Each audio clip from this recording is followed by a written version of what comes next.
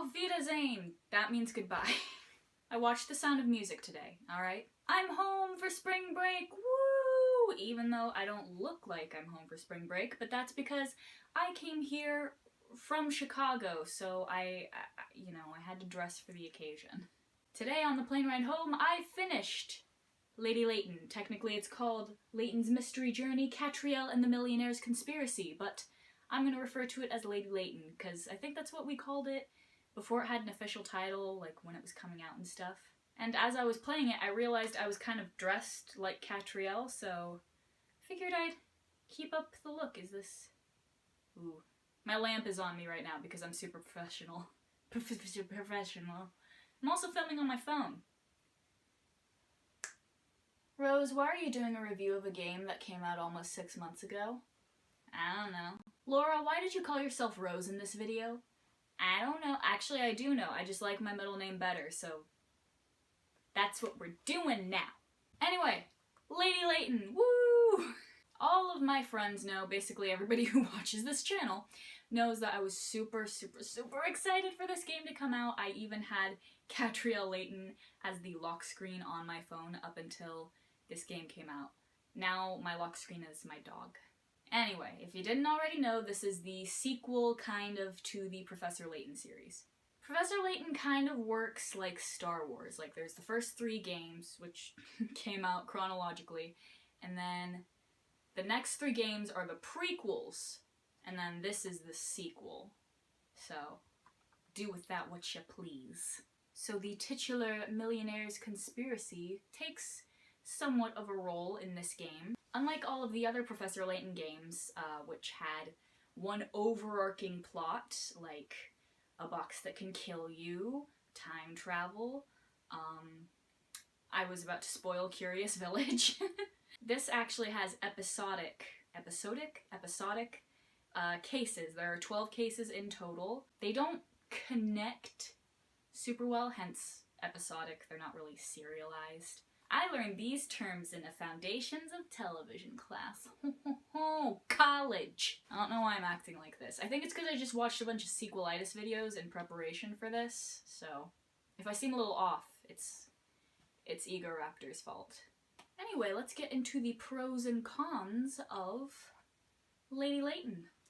I forgot what it was called. While I was playing this game, I had this review in mind, so I took all of my notes in this handy-dandy little notebook that I got from school. It has this sticker on it. It says, "Celebrate trans lives," which we all should.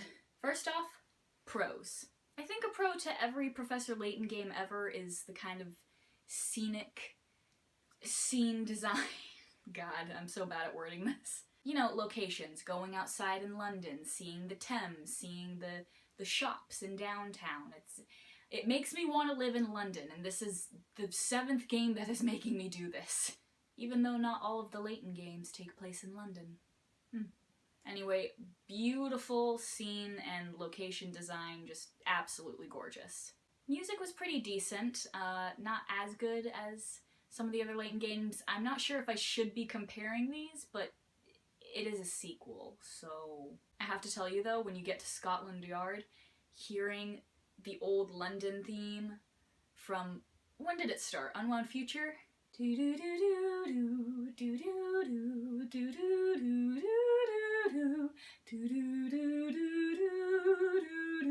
Ah, hit me right in the heart. And that factors into another aspect. Nostalgia.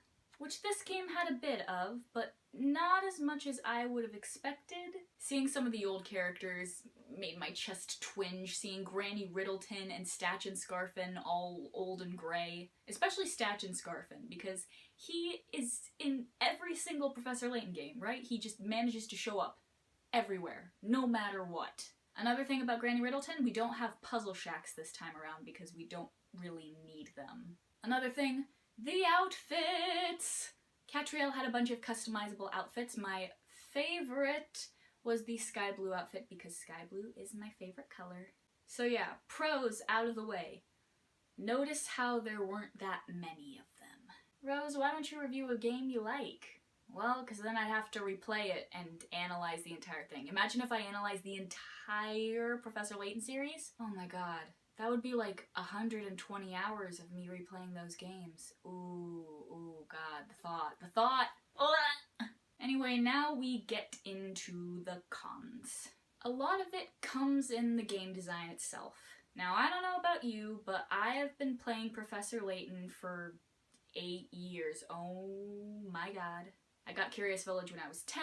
I've been playing the games ever since. I feel like I know the lay of the land by now. I mean, having your tutorials is, you know, courteous enough. Open the suitcase, play the mini game, whatever. But it got to a certain point that maybe it goes to this point in previous Professor Layton games and I never noticed because I was a dumb kid who needed all of those tutorials, but this got really, really hand-holdy. You know, going in depth about what every single button on the screen does, and it's like, I'm playing the game, I'm curious about the buttons, I'm going to press them and figure it out on my own. Another thing is waiting for the characters to notice something before I can investigate it. There are multiple cases of me having to wait for Katrielle and Ernest and Shell, weirdest name ever by the way, more into that later. I have to wait for them to have a conversation about what they see in the room before I can click on it and investigate it. Like, yeah, I see that there's a trash can overflowing with crumpled up pieces of paper. I'm gonna click on it. You know, illegal documents, love notes, whatever. Yeah, I want to click on that. Don't talk about it, just let me click on it.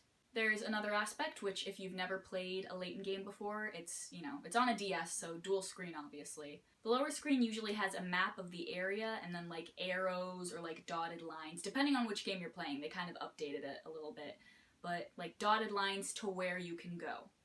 And when the characters talk about which area they want to go to, like a new area that they haven't been to yet, it'll dot out the little map and then you can click on the place and go there. Except in this game, they do it every single time, even if you've been there before. I'll give you an example. So, Katrielle's detective agency, I forgot to mention that she's a detective, oh my god. Plot, her detective agency is on this place called Chancer Road, yeah? It's next to this boutique, it's across the road from this patisserie and a restaurant, and they talk about, hey, let's go to the boutique, let's go to the patisserie, even though these places have already been mapped out to me in previous cases. I have to wait for them to talk about going to the boutique before I can go to the boutique because it has to dot out the map as if I've forgotten where it is.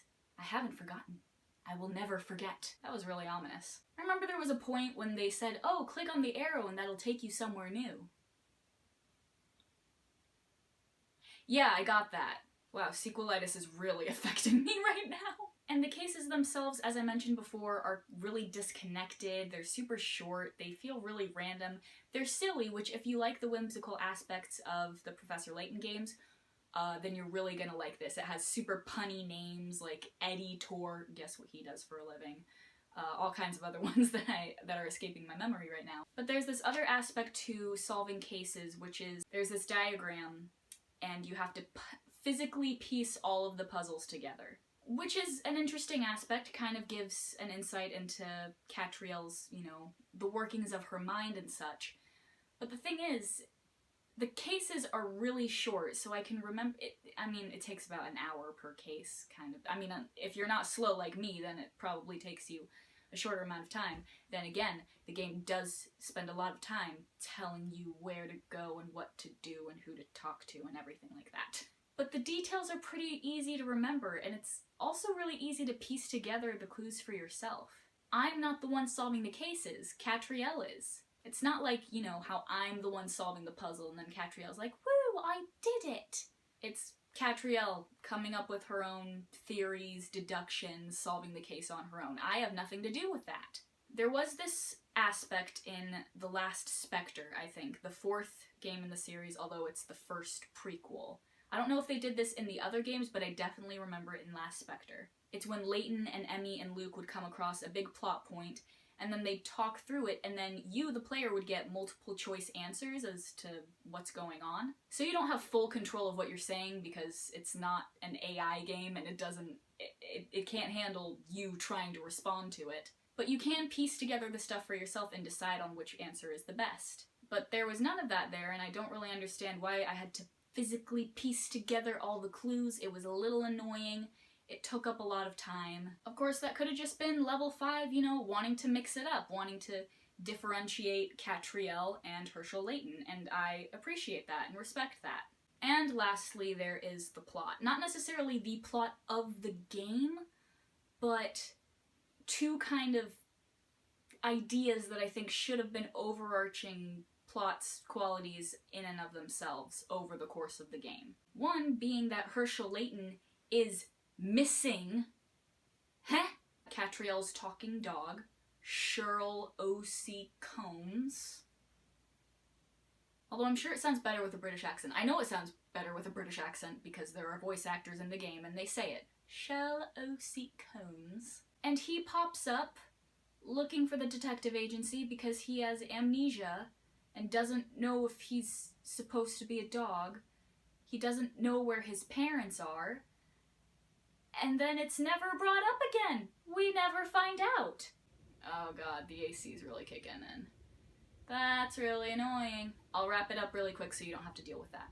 I think one of Katrielle's main, internal conflicts with this is wanting to find her dad, and also kind of wanting to live up to his name, follow in his footsteps, yada yada yada. But we didn't get to see a whole lot of that. There weren't little hints dropped in that, you know, she really, really misses him, she has no idea where he is, that she's worried about making him proud or not, and maybe that's because she has none of those concerns, or some but not all. Maybe she's completely independent and that's great, and she just wants to be her own detective and doesn't really care if, you know, if she lives in her father's shadows? I lost where I was going with this. But he's mentioned very few times, which is fine because this is Katrielle's game, not Herschel's game. But, you know, I've been playing these games for 8 years. I kind of wanted to see him come in. Also, I will admit, I wanted to see like every other character. I wanted Luke, I wanted Flora, I wanted Elfendi and Lucy and Chelmy and Barton, all of those people. Where were they? Give them to me. Also, the ending. Not gonna spoil it or anything. Unlike my last review of a Professor Layton game, in which I spoiled the entire thing with little to no warning. Sorry about that. The ending is clearly set up for a sequel because we still don't know where Layton is. We still don't know what his deal is. Nothing's happened. Will they get a sequel to this game? I don't even know. Maybe the franchise is successful enough that they can, in fact, make another game. I'm not sure how enthusiastic about it I am. If they come out with another one, I definitely will play it and review it. But I just don't know where that is right now. I definitely want some resolution to the story. Yeah, I could use some of that. Oh, and one more thing. There's this character named Emiliana Perfetti, and she serves as a kind of foil to Katrielle. Kat is very flighty, impulsive, trusts her instincts like 90% of the time, whereas Emiliana is completely logical. She's a professional profiler. She does everything by the book. Now my question is, why these two weren't like the dynamic detective duo of this game? Katrielle's best friend in this is Ernest, who's adorable and has a really cute crush on her and everything like that. And I love him. I love his hair. I love his little bow tie. But he doesn't serve a lot of purpose in terms of, you know, character chemistry, character development with Katrielle, you know, finding moments to create dimension for Katrielle's character. I feel like Kat and Emiliana would have been a great red Oni, blue Oni situation. I really should not make TV tropes references in this. Oh, little piece of dust. Because the thing is, Ernest doesn't even really offer any sort of romantic subplot, because his feelings are completely one-sided. Spoilers, but I mean, you can tell from the very first, 5 minutes. I also just really like the idea of Amelia and Katrielle's, you know, different strategies, different mindsets, ways of thinking, you know, coming together and blending into one case, and then getting into arguments all the time and wondering who's right, who's wrong, and their relationship developing from that because they got so little time together, and I feel like that was a wasted opportunity. Anyway, that's all for now. Thank you so much for watching. Bye. Guess who was editing the video you're watching? and realized she forgot to mention the gameplay aspect of this game, which is puzzles. They're puzzle games, and I completely forgot to mention the puzzles, even though I took notes on the puzzles. The puzzles suck just a little bit, I'm gonna be completely honest. The word problems were basically all trick questions. A lot of them were way too easy. Not as bad off as Professor Layton versus Phoenix Wright Ace Attorney, which had to balance Phoenix's, lawyering with Layton's puzzle solving, so there were far fewer puzzles. This one had a good amount of puzzles, 100, 150, something like that. I haven't solved them all, but a lot of them were really, really easy, and I don't want just easy puzzles, I want a challenge. I mean, as much as, I want to rip my hair out when there's a puzzle that I just cannot solve, when I accomplish it, it makes me feel really good inside. So yeah, that's the final note. Gotta fart. That was anticlimactic. It was still gross, though.